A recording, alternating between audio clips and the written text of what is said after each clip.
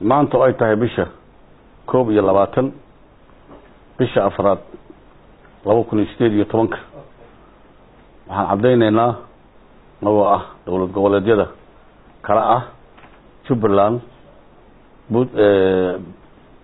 Hirshabeelle Koonfur Galbeed iyo Galmudug waxaanu nimad shir naloogu sheegay markii hore naloogu soo diray inuu yahay shir looga hadlayo badqabka saxafiga markaan shirka nimaadnay waxaan cadeynaynaa wixii aan ugu nimaadnay waxaan inay ka jiraan meesha waxaan ugu nimaadnay wax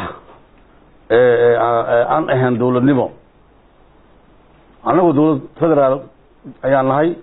anaga dawlad goboleedyada xubinta ka nahay dawladda federaalka nahay door iyo xuquuq aan leenahay shacab iyo ummado fara badan iyo wariyaal badan waxay ka shaqeeyaan dhulka ay dawlad goboleedyada xukumaan laguma xusan marka koowaad in aan ka soo qayb galaan wariyaashii sida gaarka loo lahaa marka labaad anagu waxaan xil iska saarnaa had iyo jeer sida aan loo ilaaliyo wasiirada ama xildhibaanada ama hay'adaha dawladda kale ayaa wariyaasha loo ilaaliyo dawlad goboleedyada badana ilaah baa mahadda iskale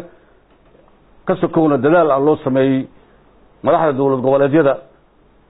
ee igu tala galeen in lagu ilaaliyo wariyaha waxyeelo inay soo gaarin laguma dilan saanfilaya ilaah baa mahadda iskale Jubbaland laguma dhaawacin wariyo ilaahay ama hadda iskale laakiin waa boolis dawladda siyaasadda dawladda oo madaxweynaha lagu hogaamiyo ayaa ah in uu xuquuqdiisa la ilaaliyo waxyeeladan laga ilaaliyo wariyaha uu yahay target dadka cadawga ah ay raadsadaan inuu yahay ayadoo inta jirta ayaa markaa shirki nimid waxaana loo sheegay wax door ah ama hadal ah ama fikri ah ama wax soo jeedin ah ama ka hadal ah ku leenahay shirki inuu jirin waxaa noo soo baxday kuwa ayaga ay ka arooriyeen magaalada Muqdisho oo ay ku sheegayaan 10 nooc magacyo u sheegayaan ayadoo ay joogan saxaafadda madax banaan Puntland Jubbaland Koonfur Galbeed Hirshabeelle iyo Galmudug oo hal qof laga xusan shirka ma ahayn marka waxaan ka sii daraa ajantihi wixii naloo soo diray waxaan ahaa meesha la soo dhigay saas awdeed waxaan cadeynaynaa shirkaas inuu sir ahayn wixii loo sheegay uu sahan cid kasta oo qosaysa ama maal gelisa ama taageerta warbaahinta Soomaaliya waxaan u sheegaynaa dawladda federaalka nahay dawlad goboleed xubin kala ahaanahay manhid dad ayaga markay rabaan waxay ayaga gartaan wax ugu yeerayaan waxay ayaga gartaana wixii loo helo warbaahinta Soomaaliya waxay ayaga gartaan wax ay ka siinayaan manhid waxaan sharciga jira dastuura jira waxa u leenahay waa jiraan haa yaraatee laakiin ma ogolo dawladda federaalka wasaaradda warfaafinta waliba waxaan isleenahay dulqaad iyo waxaan ku shaqeyn jirnay iyo waxa la yiraahdo maxay ahayd hebel oo macara tufilla macaana tufilla macara la qadle waxaan isleenahay dawladnimada iyo Soomaalinimada ha kacdo horta ha istaagto Soomaali wax badan ay rabaatay laakiin haba yaraatee waxaan u sheegaynaa madaxda sare ee dawladda federaalka iyo dawlad goboleedyada marnaba inay wixii sharciga noo ogolaay in raali ka ahayn waligoodna wax alla wixii ay ku helaan magaca Soomaaliya warbaahin ay ku helaan xitaa qalan Allah ka dhigay inay dawlad goboleedyada siinan saas awgeed waxaan cadeynaynaa hay'adaha taageera warbaahinta Soomaaliya waxaan u sheegaynaa in ay u simaan maadaama dadkii wax lagu aaminay aan laga rabay in ay wax yaani dadka u kala xaqsooraan ama ay wax u qostaba wuxuu leeyahay ay caadeysan mar laba inay ay tixgelin hata siyaan waxaan ka codsanaynaa in xuquuqda Soomaaliya siinayaan ku taageeraan warbaahinta Soomaaliya inay u sibaan maadaama qofkii lagu aamin uu sibay wabillahi tawfiiq assalamu alaykum warahmatullahi wabarakatuh bismillahir rahmanir rahim anigoo ku hadlaya magaca wasaaradda warfaafinta dawlad goboleedka Galmudug waxaan la qabaa shirkan jaraa'id maanta halkan aan ku qabanay wasaaradaha warfaafinta ka socda dawlad goboleedyada Koonfur Galbeed Jubbaland iyo Hirshabeelle sidaad la socono waxaana soo casuuntay wasaaradda warfaafinta dawladda federaalka ee Soomaaliya waxaynu ugu casuumeen shirkii markaa u nimid wax ajenda iyo qaabka uu u soconayo shirka noomaysan soo dirin markii aan tagnay hoolkii shirka uu ka dhacayay waxaan la kulannay wixii aan filayna wax ka duwan waxaan meesha ugu tagnay waxyaabo aan u cuntamaynin waxyaabihii aan ku matalaynay wasaaradaha warfaafinta dowlad goboleedyada doorka ay ku leeyihiin ayaa meeshaas macnaha aan ka muuqan sidaa daraaddeed inagoo matalayna amaba ka soconna dowlad goboleedyada in wasaaradda warfaafinta dowladda federaalka Soomaaliya aysan wax door ah markaa halkaa aysan ku muujin waxaan go'aansanay inaan gabi ahaanba qaadacno shirkaasi si midaysan codkeenana aan u gudbino kuna biirino in aan bari ka nahay shirkaasi iyo waxyaabaha ay hadda kadib ay wadaan dowladda federaalka Soomaaliya gaar ahaan wasaaradda warfaafinta waxaan la soconnaa ama aad la socotaan in wasaaradda warfaafinta dowlad goboleedyadu ay matalaan saxafiyiinta Soomaaliyeed deegaanada ay ku sugan yihiin mar haddii saxafiyiintaasi aysan helaynin xuquuqda iyo doorka meesha uga furan waxaa halkaasi ka cad in inaguna ay arrintaasi nagu dhacayso mas'uuliyadeeda halkan waxaa ka muuqda wax ay noo soo direen oo ah in shirka lagu qabanayo hoolka xalana uu yahay shirka caalamiga ah ee badqabka saxafiga Soomaaliyeed mar haddii arrimahaasi laga hadlayo waa dareemi kartaan inagu waxaan ka soconnaa dowlad goboleedyo waxaan matalnaa wasaaradda warfaafin ayaa noo dhisan wasaaradahaas warfaafinta waxaa noo dhisan ururo saxafiyiinta doorka meeshaasi ay ku leeyihiin dadka mas'uuliyadda u qaadi lahaa waa annaga mar haddii doorka meeshaasi uusan ka muuqan waxaa noo cuntami waayey inaan shirkaasi sii joogno waana qaadacnay waana ka soo baxnay waxaan rabnaa marka ugu dambaysa inaan baaq u jeedino dhammaan hay-adaha taageera saxaafadda Soomaaliya in arrintaasi fiiro gaar ay u yeeshaan calaamad su'aalna ay saaraan maadaama stakeholderska la doonayo in markaa saxafiyiinta Soomaaliyeed lagu badbaadinayo qayb ay ka yihiin dowlad goboleedyada deegaanada gacanta ay ku hayaan in doorkooda la siiyo mar haddii doorkaasi uusan muuqan waxaan u sheegaynaa hay-adaha taageera saxaafadda Soomaaliya in arrintaasi ay fiiro gaar u yeeshaan isla markaana dadka maamulaya ay ku og yihiin arrimahaasi ay ka fiirsadaan arrintaasi in loo dhan yahay iyo in kale haddii doorkaasi uu maqan yahay waxaan u sheegaynaa in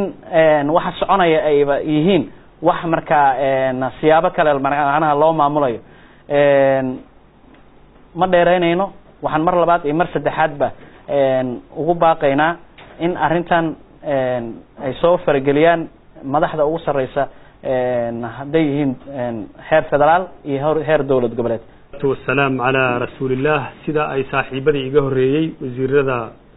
ورفافنتا دولة جولاتك وزير ورفافنتا دولة جولاتك جبلان وزير ورفافنتا هرشابيلا إيه وزير ورفافنتا دولة جولاتك قل مدوب أي شيئين وحان مقالة مقدشة ونمد مالنتي شليتو شر أي نقوم ارتقادي وزارة ورفافنتا نغنك إيه تلحيسك دولة فدرال كالصوماليات و أجندهيس وأها شركة طبعا عالمية بدبادة صحفية الصوماليات أنه سو أجيبني أيان من مقالة مقدشة وزير هذا هير فدرال دولة قبلية دلك كجر وزير هذا حالي سنة بتقليان وسيحني أرورتي هرانا سيدا قرالكي أي نوصو درين وقيبتك أها وحي عيدنا الشركة كقيب قال له هسي شيء وحنا الله شيء شركة إنه كدعاي آميسون VIP قدها هولك شركة آميسوم sideedii subaxnimo ayaan wada tagnay halkaas annaga iyo xubnihii kale ee nala socday ee dawlad goboleedyada ka socday markii aan shirkii tagnay waxa inoo muuqday waxyaabihii ay inoo soo direen iyo ajandihii shirka intii aan dawlad goboleedyada caasimadooda ku sugnaan waxay inoo sheegeen ajando kan ka duwan aan maanta meesha iyada ugu nimid annagoo matalayna dabcan wasaaraduhu waxay matalaan dawlad goboleedyo wadanku waa federaal shaki kuma jiro talada federaalkana waa la wada leeyahay wasaaradaha heer federaal iyo heer dawlad goboleedna waxa ka dhaxeeya wada shaqayn sidii loo horumarin lahaa saxaafadda Soomaaliyeed hayeeshee markii aan meesha tagnay waxa inoo baxay wixii nala ku cazumay wax ka baxsan oo ah shir lagu sheegay saxaafadda Soomaaliyeed badbaadadeeda markii dambana aan u aragnay inay kooxi wadato oo ay rabto inay wax ku boobaan magaca saxaafadda Soomaaliyeed iyagoo adeegsanaya